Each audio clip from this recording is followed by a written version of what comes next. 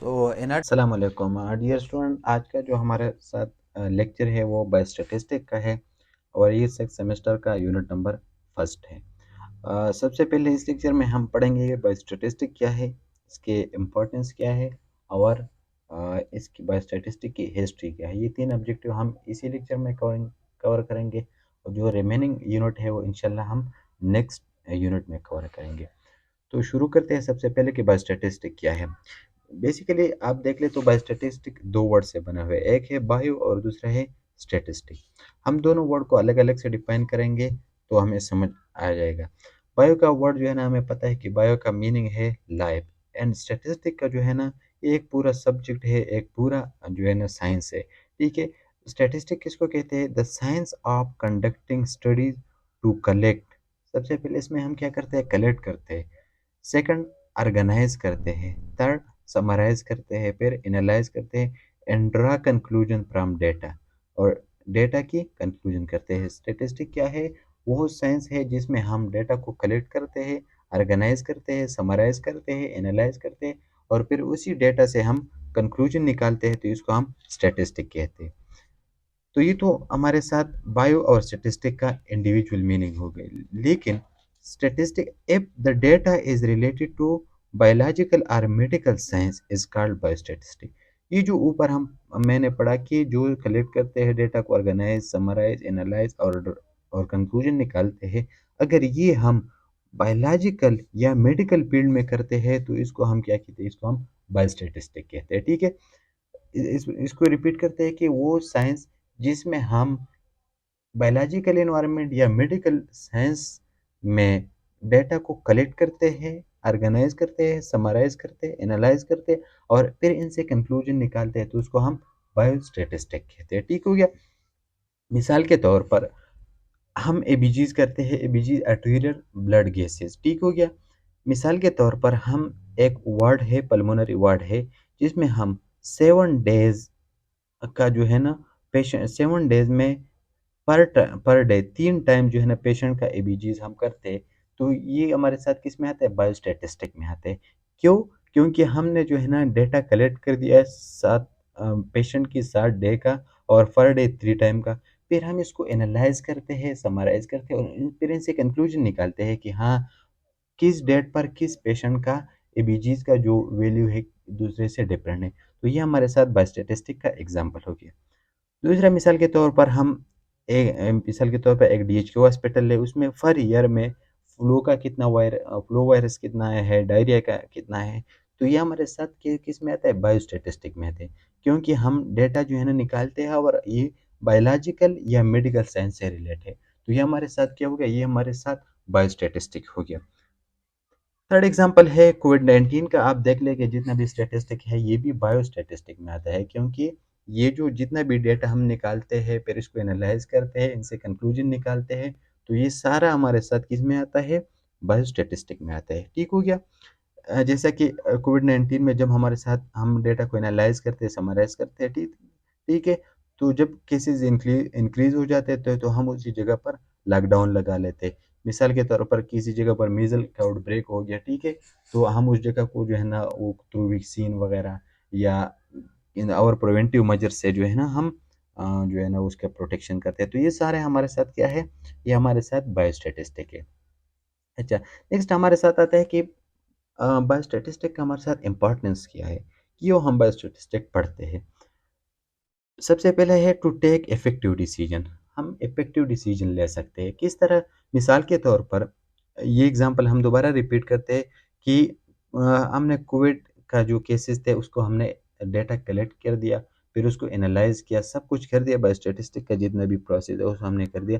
तो हम effective decision किस तरह ले सकते हैं कि जिस जगह पर जो है ना केसेस ज़्यादा है उस जगह पर हम जो है ना वो लॉकडाउन लगा लेते हैं। ठीक है। इस तरह मीजल का जो है ना, मिसाल के तौर पर मीजल का आउटब्रेक हो गया या किसी दूसरी जो है ना और डिजीज का आउटब्रेक हो, तो उस जगह को हम उस जगह पर जो है ना वो हम करते हैं कि इस जगह से ना कोई मतलब उसको लॉकडाउन करते हैं कि ना इस जगह से कोई जाएगा ना कोई बंदा उधर आएगा। तो इसी तरीके से जो बायोस्टैटिस्टिक की बेस पर हम इफेक्टिव डिसीजन ले सकते हैं। दूसरा ये है कि प्रॉपर प्लानिंग, हम प्रॉपर प्लानिंग कर सकते हैं। जब हमारे साथ स्टैटिस्टिक होते हैं तो हम उसको एनालाइज़ करते, समराइज़ करते और उनसे कंक्लूजन निकाल कर हम प्रॉपर प्लानिंग करते। जैसा कि मिसाल के तौर पर पोलियो का केस है, ठीक है? हमारे साथ पोलियो का केसेज़ आ गए, तो हम प्रॉपर प्लानिंग के साथ स्टैटिस्टिक बेस पर जो है ना, हम पोलियो की वैक्सीन को जो है ना इंक्रीज़ करते हैं या जो अवेयरनेस होती है, सारा जो है ना हम बायोस्टैटिस्टिक की बेस पर करते हैं। ठीक है। तीसरा हमारे साथ है फैसिलिटेट प्रेडिक्शन। हम प्रेडिक्शन भी बायोस्टैट के बेस पर करते हैं। जैसे जो है ना करंटली डब्ल्यूएचओ जो है ना वो प्रेडिक्ट करते हैं या प्रीवियस ईयर प्रेडिक्ट कर रहे थे कि इतने डेथ होंगे नेक्स्ट ईयर में या करंट ईयर में। ये सारे जितने भी प्रेडिक्शन होती है ना किसी भी बीमारी की डेथ की, किसी भी बीमारी की जो है ना आउटब्रेक की, ये सारे हमारे साथ क्या बायोस्टैटिस्टिक की बेस पर होती है। ठीक हो गया? चौथा है हमारे साथ फार्मूलेशन ऑफ सूटेबल पॉलिसी। जब हमारे साथ स्टैटिस्टिक होती है किसी भी डिजीज़ की, किसी भी डिजीज़ की हमारे साथ स्टैटिस्टिक होती है, तो हम सूटेबल पॉलिसीज़ बना सकते हैं। उसी बेस पर हम जो है ना पॉलिसी बनाएँगे और जो हमारे डिजीज़ है उसको हम कंट्रोल रख सकते हैं और हम इससे बआसानी निकल सकते हैं। तो ये हमारे साथ 3-4 जो है ना वो बायोस्टैटिस्टिक की इम्पोर्टेंस हो गई। इसके अलावा भी बहुत सारे हैं, लेकिन ये जो मेन है जो एक गवर्नमेंट के या एक मेडिकल फील्ड से ज़्यादा जो है ना वो रिलेट करते हैं, वो मैंने इधर लिखा है। तो ये हमारे साथ अच्छा नेक्स्ट जो हमारे साथ है वो बायोस्टैटिस्टिक की हिस्ट्री है। ये हमारे करिकुलम में इंक्लूड नहीं है, लेकिन फिर भी हमें पता होना चाहिए कि बायोस्टैटिस्टिक की हिस्ट्री क्या है। सबसे पहले अगर हम इनिशियल दौर पर आ जाए ना, तो इनिशियल में जब कोई बीमार हो जाता था तो उसको इंडिविजुअल अप्रोच किया जाता था। और ये कंसिडर किया था कि उसके गुनाहों की वजह से या उसकी गलतियों की वजह से जो है ना उसको सज़ा मिल रही है, उस इस वजह से बीमार हुआ है, ठीक है। दूसरा ये कंसेप्ट था कि जब कोई बीमार हो जाता तो उसको मतलब उस इलाके से निकाल देता। जैसे मलेरिया का एग्ज़ाम्पल अगर हम ले लें तो मलेरिया मलेरिया में जब किसी को मलेरिया होता तो उसको उस जगह से निकाल देता, ठीक है। तो ये हमारे साथ इनिशियल अप्रोच था, इंडिविजुअल अप्रोच था। इसमें कोई स्टैटिस्टिक का ज़िक्र नहीं था, ठीक है। फिर हमारे साथ एंशिएंट सोर्सेज़ में सबसे पहले जो एग्ज़ाम्पल हम ले लेते हैं वो हिप्पोक्रेट्स का लेते हैं, ठीक है। हिप्पोक्रेट्स में जो 5th सेंचुरी बिफोर बीसी जो है ना वो अगर हम देख लें तो उसमें जो स्टैटिस्टिकल मेथड थे वो अप्लाई नहीं हो रहे थे, ठीक है। लेकिन 1-2 एग्ज़ाम्पल से ये अंदाज़ा हम लगा सकते हैं कि हाँ, जो हिप्पोक्रेट्स के दौर थे उसमें भी हमारे साथ बायोस्टैट्स जो है ना वो अप्लाई हो रहा था। मिसाल के तौर पर जो उसी दौर में जब कोई बीमार होता है हिप्पोक्रेट्स के दौर में, उसका ये व्यू था कि ये उसकी बॉडी फ्लूइड जो है ना उसमें इम्बैलेंस आया है और उस इम्बैलेंस को उसके कहते हैं ह्यूमर्स उसको कहते हैं, ठीक है। ये उस दौर में जो बीमारी का कांसेप्ट था वो ये था, ठीक है। The work emphasize how climate change throughout the season of the year contribute to the spread of the different disease. उसी दौर में जो इस पर वर्क किया था इस डिजीज पर वो ये था कि एक सीजन में कितने लोगों को डिजीज़ होता है और क्लाइमेट चेंज कितने जो है ना लोगों को अफ़ेक्ट करते हैं। तो इससे ये हमा अंदाज़ा होता है कि इन लोगों ने थोड़ा बहुत स्टैटिस्टिक को टच किया है कि पर ईयर जो है ना उन लोगों ने ये देखा कि जो ज्योग्राफ़िकल जो है ना और एनवायरमेंटल फैक्टर कितने लोगों को अफ़ेक्ट करते हैं। तो ये हमारे साथ स्टैटिस्टिक का जो है ना वो थोड़ा बहुत ज़िक्र इधर आता है, ठीक है। इनिशियली हमारे साथ इंडिविजुअल अप्रोच था, लेकिन जो हिप्पोक्रेट्स के दौर में सीज़न का ज़िक्र, पर ईयर का जो है ना कितने लोग अफ़ेक्ट होते हैं, एनवायरमेंटल, ज्योग्राफिकल फैक्टर कितने इसमें इन्वॉल्व है, तो ये सारे हमारे साथ इसमें ज़िक्र आए हैं। सेकंड हमारे साथ एग्ज़ाम्पल है बाइबल बुक ऑफ डैनियल, ठीक है। इसमें एक जो ये ना ज़िक्र है कि जो किंग था उसी ज़माने का, उसने ऑर्डर किया कि आप जो है ना मीट और वाइन जो है ना यूज़ करेंगे, ठीक है, दूसरी चीज़ें यूज़ नहीं करेंगे। लेकिन जो डैनियल और उसके चिल्ड्रन थे वो चाह रहे थे कि वो क्या करेंगे, वो लेग्यूम और वाटर जो है ना यूज़ करेंगे, ठीक है। तो उनको इजाज़त दे दिया गया, ठीक है। और जो इजाज़त दिया वो 10 डेज़ का दिया कि आप 10 दिन जो है ना वो ये लेग्यूम्स और वाटर जो है ना ये आप इस्तेमाल करें। लेकिन जब उन लोगों ने 10 दिन तक इस्तेमाल किया तो वो 10 दिन के बाद भी वो सेहतमंद थे, ठीक है। तो इसमें भी हमारे साथ बायोस्टैटिस्टिक का ज़िक्र है कि 10 दिन तक जो है ना उन लोगों ने सेहत और इनके हवाले से थोड़ा बहुत ज़िक्र किया है और जो स्टैटिस्टिक का है वो उन लोगों ने इधर भी जो है ना थोड़ा बहुत अप्लाई किया हुआ है। तो ये हमारे साथ हिप्पोक्रेट्स के दौर में 2 एग्ज़ाम्पल थे। पहला ये था कि जो इम्बैलेंस आता है बॉडी फ्लूइड में जो उसी ज़माने का एक कांसेप्ट था। वो एक सीज़न उसको किस तरह इफ़ेक्ट करता है और एनवायरमेंटल फैक्टर कितने इन्वॉल्व है।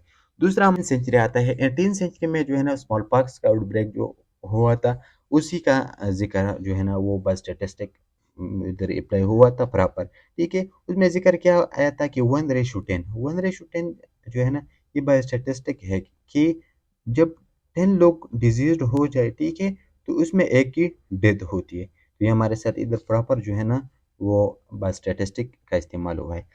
इसके अलावा फिर जो लंदन का एक फिजिशियन था उसने क्या किया, इनोकुलेशन ऑफ स्मॉल पॉक्स किया, ठीक है। स्मॉल पॉक्स ये एक जो है ना एक इंड्यूस्ड इम्यूनिटी के लिए उसने किया कि जो उसको स्मॉल पॉक्स का जो वायरस था वो इंड्यूस कराता था, ठीक है। और उसने ये नोट किया कि जो हमारे साथ 1/100, मतलब जब 100 बंदों को उसने जो स्मॉल पॉक्स वायरस था उसने उसको इंड्यूस करवाया, तो उसमें एक की डेथ होती थी।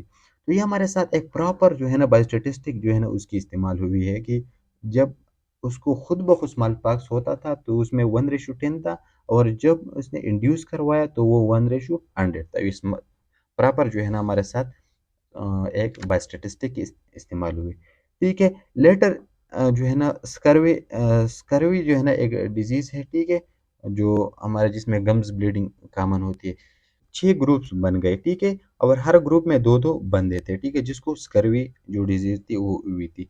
सारों को जो है ना सेम डाइट दिए थे, with same diet and one different, ठीक है, सारों को सेम डाइट दिया, लेकिन एक एक डाइट जो है ना वो हर बंदे को जो है ना वो डिफरेंट मिला, ठीक है, कि कौन सा डाइट जो है ना वो रिकवरी में हेल्प करते। तो जो एक ग्रुप को जो जिसमें उसको जो है ना ऑरेंज और लाइम्स जो है ना वो मिला था, ठीक है, तो उसमें उस ग्रुप में एक बंदा जो है ना कंप्लीट रिकवर हुआ था और एक जो है ना वो पार्शियली रिकवर होता है।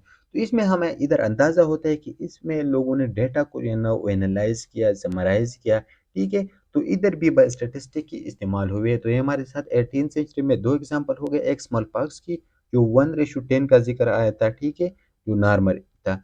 फिर जब इनाकुलेशन की जो फिजिशियन था उसने इनाकुलेशन की तो 1:100 हो गए, एक एग्जांपल ही। और जो स्कर्वी पर एग्जांपल किया कि 6 ग्रुप बनाए गए, दो हर ग्रुप में दो दो लोग थे, सबको सेम डाइट मिला, हर ग्रुप को एक एक जो है ना डिफरेंट मिला, ठीक है, आइडेंटिफिकेशन के लिए। तो जिस ग्रुप को ऑरेंज और लाइम्स इज जो है ना यूनिक डाइट मिला था, तो उसमें एक बंदा रिकवर हुआ था और एक पार्शियल रिकवर हुआ था। तो ये हमारे साथ जो है ना बाय स्टैटिस्टिक का इधर भी है, ठीक है। फिर 19th सेंचुरी में जो है ना स्टैटिस्टिक जो है induce in the field of medicine, medicine field में जो है ना स्टैटिस्टिक बहुत कॉमन हो गए, ठीक है। जो ब्लड ट्रांसफ्यूजन शुरू शुरू में हो रही थी, तो उसी उसी दौर में जो हमारे साथ ब्लड ग्रुपिंग सिस्टम था ना, वो इतना जो है ना वो पूरी आइडेंटिफाई या पूरी पता नहीं था कि किस तरह इन लोगों की डेथ होती थी। कभी कभी इस तरह होता था कि किसी को ब्लड ट्रांसफ्यूज करता था तो वो कंप्लीट रिकवर हो जाता था, कभी किसी को ट्रांसफ्यूज होकर जो है ना वो उसकी सडन डेथ होती थी।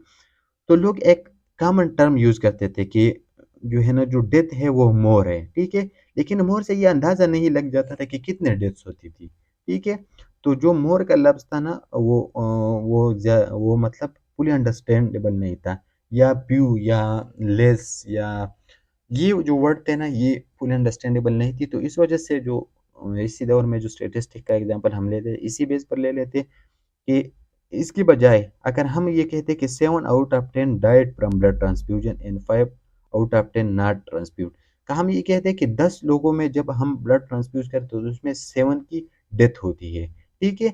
अगर इस ये हम मोर के बजाय हम ये वो कहते तो ये इजीली अंडरस्टैंडेबल है, ठीक है। दूसरा ये है कि अगर हम ये कहते कि जो अगर 10 में से अगर 10 लोगों को हम ट्रांसफ्यूज ना करें, इसको ज़रूरत है, तो उसमें 5 की डेथ होती है, बजाय कि हम लेस इधर यूज़ करें, हम 5 आउट ऑफ 10 यूज़ करें, तो हमारे लिए मोर एक्यूरेट है और इससे हम इजीली अंडरस्टैंड कर सकते हैं। तो ये हमारे साथ जो है ना वो 19th सेंचुरी का एक एग्जांपल है कि 19th सेंचुरी में भी बस स्टैटिस्टिक की इस्तेमाल जो है ना वो बहुत कॉमन हो गई, ठीक है। नेक्स्ट जो है ना currently medicine without statistic is incomplete.